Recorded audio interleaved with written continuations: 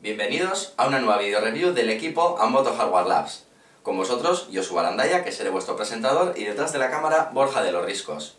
Hace un tiempo os presentábamos la review de una Gigabyte P55 UD6, por aquel entonces la reina de la serie, el tope de gama. Y hoy nos enorgullece presentaros su sustituta en ese trono, la Gigabyte P55A UD7. Pero, ¿qué significa esa extraña A delante del nombre del chipset? ¿Y qué tiene la UD7 para sustituir a la UD6 en el tope de gama de Gigabyte? Pues en los próximos minutos esperamos poder mostraros esas razones.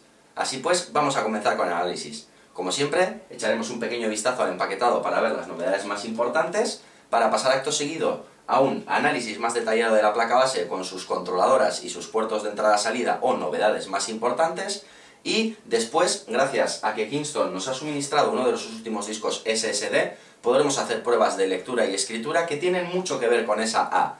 Pero eso no es todo, porque además hoy queríamos llevar al límite nuestra P55A UD7, así que hemos montado un equipo de cambio de fase para poder realizar unas pequeñas pruebas de overclock a 40 grados bajo cero y mostraros hasta dónde puede llegar esta placa base. Si os quedáis con nosotros unos minutos, podréis comprobar y resolver estas dudas y muchas más. ¡Vamos allá!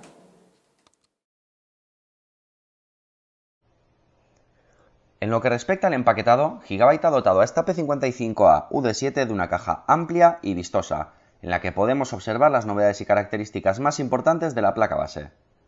El bundle que incluye esta P55A UD7 es más que suficiente, contando con todos los manuales de usuario, faja ATA, 4 cables SATA, puentes Crossfire SLI y 3-way SLI, así como un bracket externo con 2 puertos SATA y su correspondiente alimentación. Pero abramos la caja y echemos un vistazo a lo que nos importa. En esta placa base, a primera vista destaca su cantidad de puertos PCI Express, nada común para tratarse de un chipset de gama media, así como su sistema de refrigeración global y otros pequeños detalles que pasamos a analizar.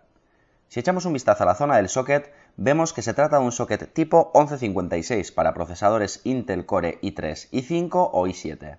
En la parte superior izquierda podemos observar el conector ATX auxiliar de 8 pines, que junto con los MOSFETs y capacitadores sólidos que vemos repartidos alrededor de este socket, componen el sistema de 24 fases de potencia del que está dotada esta placa base, y que facilitarán una entrega de potencia estable y fiable a nuestra CPU, además de un sistema energéticamente más eficiente que los tradicionales.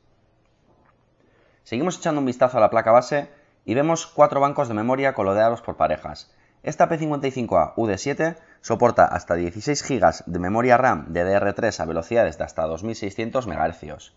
Vemos alrededor de estos zócalos, además, los LEDs indicadores de overvoltaje y sistema de ahorro energético, así como el conector ATX principal, un switch de encendido muy útil para overclockers y técnicos y el aún utilizado puerto IDE, detalle de agradecer para los que aún empleamos ciertos dispositivos de este tipo.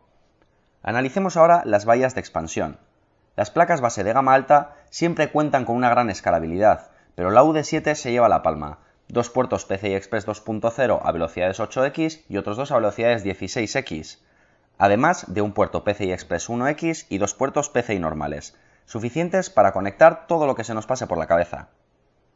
Debajo de los puertos PCI Express y de izquierda a derecha tenemos varios puertos de entrada-salida, puerto Serial COM, FDD de disquetera, 2 conectores para 4 puertos USB 2.0 internos y los pines de control de la placa base.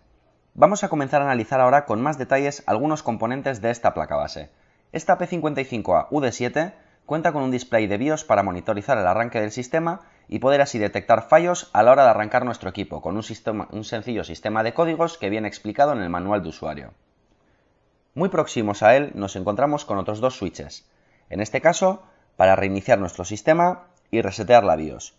Una opción realmente muy útil para todos los overclockers que junto con el switch de encendido ya mencionado anteriormente nos permitirán manejar esta placa base sin montar en ninguna caja ni utilizar cables externos para estos menesteres. En cuanto a conectividad de dispositivos de almacenamiento a alta velocidad, lo que comúnmente denominamos dispositivos SATA, esta placa base cuenta con un total de 10 puertos SATA internos más 2 eSATA externos.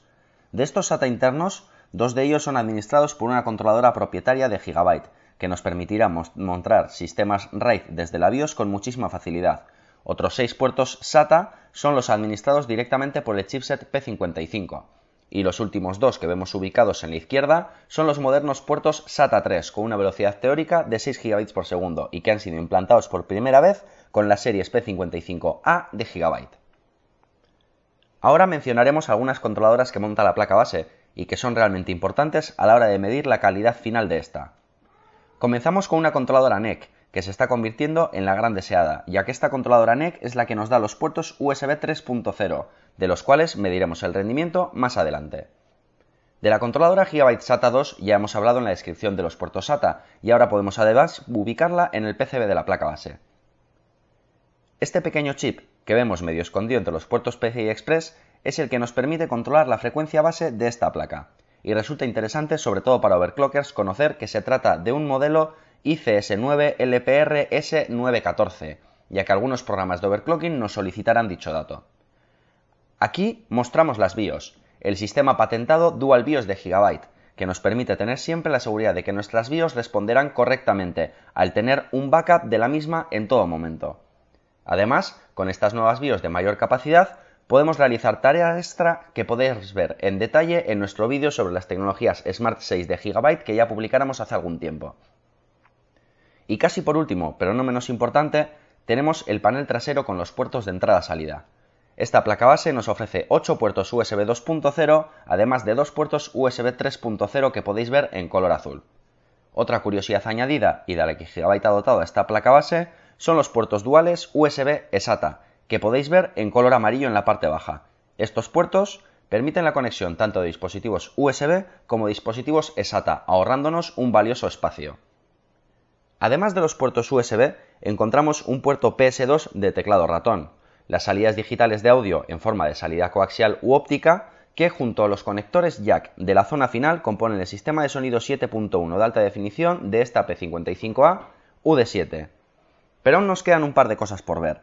En cuanto a conectividad con dispositivos, tenemos además dos puertos Fireware de alta velocidad, uno de tipo estándar y otro de tipo mini Fireware.